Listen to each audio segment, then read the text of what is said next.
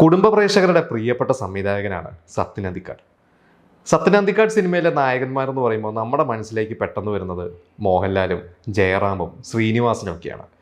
എന്നാൽ ഇവർക്കൊക്കെ മുമ്പ്, അതായത് തൻ്റെ കരിയറിൻ്റെ തുടക്കകാലത്തെ സിനിമകളിൽ സത്യൻ അന്തിക്കാട് നായകനാക്കിയത് സുകുമാരനെയായിരുന്നു. എൻ്റെ ജീവിതത്തിൽ എൻ്റെ പേഴ്സണാലിറ്റിയുടെ അടിത്തറ ഫോം ചെയ്തിരിക്കുന്ന എല്ലാ സ്ട്രോങ് ട്രേറ്റ്സും സുകുമാരൻ എന്ന വ്യക്തിയിൽ നിന്ന് വന്നതാണ്. അച്ഛൻ എവിടെയെങ്കിലും ഇരുന്ന് അച്ഛൻ്റെ നടന്മാരായ രണ്ട് മക്കളെ കാണുമ്പോൾ അച്ഛൻ അഭിമാനിക്കുന്നുണ്ടാവാം എന്നെനിക്ക് തോന്നുന്നു. പലപ്പോഴും പല സന്ദർഭങ്ങളിലും ഞാൻ അച്ഛനെ ഭയങ്കരമായിട്ട് മിസ് ചെയ്യാറുണ്ട്. ഈ കഴിഞ്ഞ ജൂൺ 16 സുകുമാരൻ്റെ ഓർമ്മദിനം. സുകുമാരൻ എന്ന് പറയുമ്പോൾ കൂടുതലും ഒരു ആംഗ്രി യങ് മാൻ ഇമേജാണ് നമുക്കൊക്കെ ഉള്ളത്. ഇപ്പോൾ സുകുമാരൻ്റെ സിനിമകളെക്കുറിച്ച് ചോദിച്ചു കഴിഞ്ഞാൽ ഭൂരിഭാഗം പേർക്കും പറയുന്ന സിനിമകൾ ഒരുപക്ഷെ ഇപ്പോൾ പുതിയ തലമുറയാണെങ്കിൽ അവർ കൂടുതൽ കണ്ടിട്ടുള്ളത് ഓഗസ്റ്റ് 1 അല്ലെങ്കിൽ CB ഡയറി കുറിപ്പ്, ഇങ്ങനത്തെ സിനിമകളാണ് കൂടുതലും ഇന്നത്തെ ജനറേഷൻ കണ്ടിട്ടുള്ളത്. പക്ഷേ സുകുമാരനിലെ ഒരു കൊമേഡിയൻ ഒരു ഹാസ്യവേഷം കൈകാര്യം ചെയ്യാനുള്ള ഒരു കഴിവ്, ഇതൊരു അപാരം തന്നെയാണ്. കാരണം എനിക്ക് തോന്നുന്നു അപ്പോൾ പൃഥ്വിരാജും ഇന്ദ്രജിത്തൊക്കെ ഒരുപാട് കോമഡി റോൾസ് ചെയ്തിട്ടുണ്ട്, നമുക്കൊക്കെ ഇഷ്ടമാണ്. പക്ഷേ ഇവർക്കൊക്കെ മേളെയാണ് സുകുമാരൻ്റെ ആ ഒരു ടാലൻ്റ് എന്ന് പറയുന്നത്. അത് ഈ കോമഡി വേഷങ്ങളിൽ സത്യൻ അന്തിക്കാടിൻ്റെ ആദ്യകാലത്തെ സിനിമകളിലെ സുകുമാരൻ്റെ പെർഫോമൻസ്, അതിനെക്കുറിച്ച് നമ്മൾ ചർച്ച ചെയ്യേണ്ടത് തന്നെയാണ്.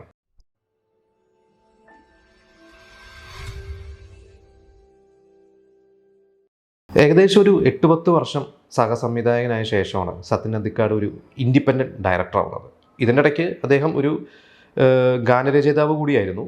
അങ്ങനെ ഏകദേശം ഒരു 1981 സത്യൻ അന്തിക്കാട് ആദ്യമായിട്ട് ഒരു സിനിമ പ്ലാൻ ചെയ്യുന്നത്. അത് നെടുമുടി വേണുവിനെയും കമലഹാസനെയും വെച്ചൊക്കെയായിരുന്നു സിനിമ പ്ലാൻ ചെയ്തത്. പക്ഷേ ആ സിനിമ സംഭവിച്ചില്ല. പിന്നീട് അദ്ദേഹത്തിൻ്റെ സ്വതന്ത്ര സംവിധാന സംരംഭം ആരംഭിക്കുന്നത് 82. അതിലെ നായകൻ അന്നത്തെ ഒരു മെയിൻ യുവ നടനായിരുന്ന സുകുമാരൻ തന്നെയായിരുന്നു. ആ സിനിമയുടെ പേരാണ് കുറുക്കൻ്റെ കല്യാണം.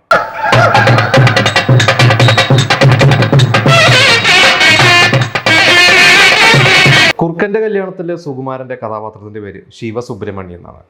അതൊരു 10-30 വയസ്സൊക്കെയായി കല്യാണമൊന്നും കഴിക്കാതെ അച്ഛനെ പേടിച്ച് ജീവിക്കുന്ന ഒരു കഥാപാത്രം. അതായത് സ്ത്രീകളായിട്ടൊന്നും അധികം ഇൻട്രാക്ട് ചെയ്തിട്ടില്ല, ആളുകളോട് സംസാരിക്കാൻ അറിയില്ല. അതായത് ഒരു സിറ്റി ലൈഫൊന്നും കാണാത്തൊരു കഥാപാത്രമാണ്. അങ്ങനെ അച്ഛനിൽ നിന്നും രക്ഷപ്പെടാനായിട്ട് തൻ്റെ ഒരു സുഹൃത്ത് ജോലി ചെയ്യുന്നത്, അത് ജഗദീഷ് ശ്രീകുമാറാണ് ആ വേഷം ചെയ്തത്. ജഗദീഷ് ശ്രീകുമാർ സിറ്റിയിൽ ജോലി ചെയ്യുന്നു. അങ്ങനെ ജഗദീഷ് ശ്രീകുമാറിൻ്റെ അടുത്തെത്തി ഒരു ജോലിയൊക്കെ അന്വേഷിച്ച് ഒരു ജോലിക്കൊക്കെ കയറുന്ന ഒരു കഥാപാത്രമാണ്.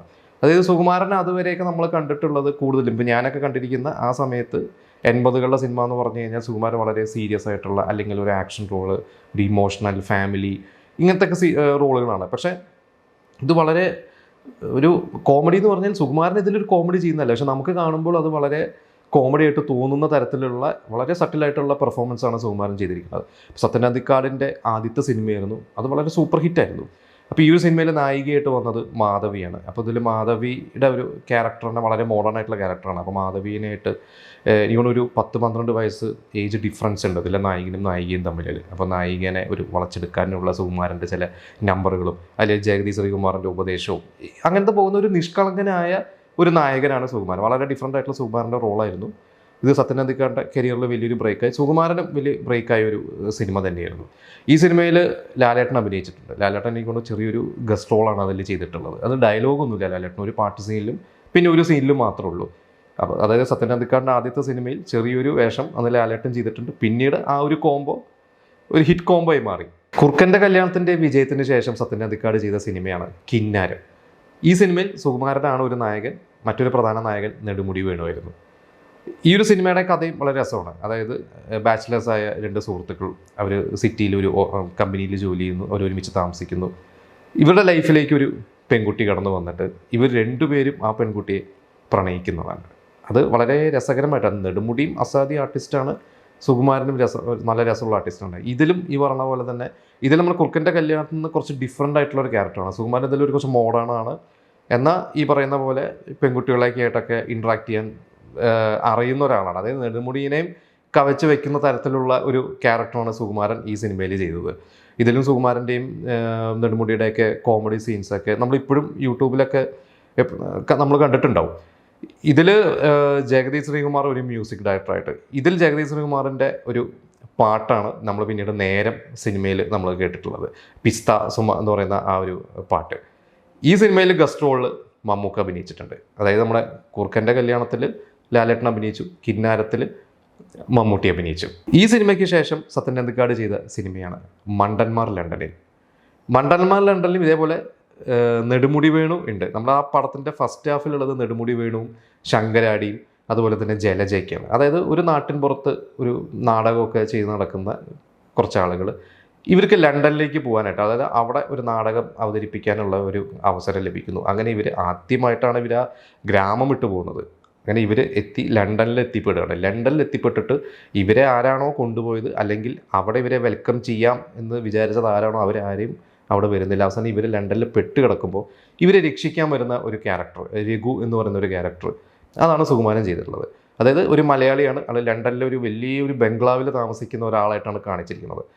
അപ്പോൾ നമ്മൾ ആദ്യം കാണുമ്പോൾ ഒരു വലിയൊരു ഹീറോ എന്ന രീതിയിലൊക്കെ തന്നെയാണ്. പക്ഷേ കുറച്ച് കഴിയുമ്പോഴാണ് മനസ്സിലാവുന്നത് ഇദ്ദേഹം അവിടുത്തെ ഒരു വാച്ച്മാനെ പോലെ അല്ലെങ്കിൽ ഒരു കെയർ ടേക്കറെ പോലത്തെ ഒരു കഥാപാത്രമാണ്. അതായത് ഇവരോട് ഇയാൾ അവിടുത്തെ വലിയൊരു സംഭവമാണെന്നൊക്കെ പറഞ്ഞ് തള്ളി എന്താ പറയുക, ഇവരെ പറ്റിക്കുന്നതാണ് ശരിക്കും. പക്ഷെ ഒരു പോസിറ്റീവ് ക്യാരക്ടറാണ്. അതിലും ഈ പറഞ്ഞ പോലെ തന്നെ സുകുമാരൻ്റെ നമ്മൾ കാണാത്ത രസകരമായിട്ടുള്ള ഒരു ഹ്യൂമർ സീൻസൊക്കെ ഉണ്ട്.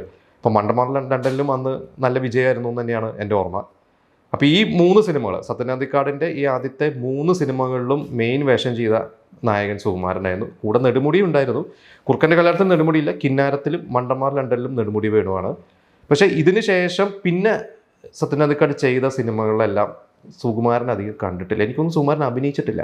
പിന്നെ അപ്പുണ്ണി, ഇത് കഴിഞ്ഞിട്ട് ഒരു 4ാമത്തെ 5ാമത്തെ സിനിമയാണ് അപ്പുണ്ണി. അപ്പുണ്ണിയിൽ നെടുമുടി വേണു വരുന്ന പ്രധാന വേഷം. ഈക്വലി ഇമ്പോർട്ടൻ്റ് ആയിട്ടുള്ള റോള് നമ്മുടെ ലാലേട്ടനാണ്. പിന്നെ അതിനുശേഷം മോഹൻലാൽ നമ്മുടെ ലാലേട്ടനും റഹ്മാനും കൂടിയൊരു സിനിമ ചെയ്തിട്ടുണ്ട്. പിന്നീട് അത് കഴിഞ്ഞിട്ടാണ് ഏകദേശം ഒരു 86 ഒക്കെ ആയപ്പോഴാണ് TP ബാലഗോപാലിനമ്മ, സനമനസ്ലോക സമാധാനം, ഗാന്ധിനഗർ സെക്കൻഡ് സ്ട്രീറ്റ്. പിന്നെ സത്യൻ അന്തിക്കാട് സിനിമകളെല്ലാം കുറേ നാൾ ലാലേട്ടനായിരുന്നു. ഇടയ്ക്ക് മമ്മൂക്ക അഭിനയിച്ചു. പിന്നെ ജയറാം ശ്രീനിവാസൻ ആ ഒരു കോമ്പിനേഷൻ പോയി. പക്ഷേ 97 സുകുമാരൻ മരിക്കുന്ന വരെ പിന്നെ അധികം സിനിമകളിലൊന്നും സത്യൻ അന്തിക്കാടിൻ്റെ സിനിമകൾ നമ്മൾ കണ്ടിട്ടില്ല. ശരിക്കും അത് വല്ലാത്തൊരു മിസ്സിങ് ആയിരുന്നു എന്ന് എനിക്ക് തോന്നുന്നു. കാരണം ആദ്യകാലത്തുണ്ടായിരുന്ന ഇവരുടെ ഒരു കോംബോ ഈ സിനിമ കണ്ട എല്ലാവർക്കും അറിയാം. പക്ഷേ ഇവർ പിന്നീട് സുകുമാരൻ സത്യൻ അന്തിക്കാട് സിനിമകളിൽ ഉണ്ടായിരുന്നെങ്കിൽ ചിലപ്പോൾ നമ്മൾ ഇതുവരെ കാണാത്ത തരത്തിലുള്ള പെർഫോമൻസും സിനിമകളൊക്കെ നമുക്ക് ലഭിച്ചേനെ.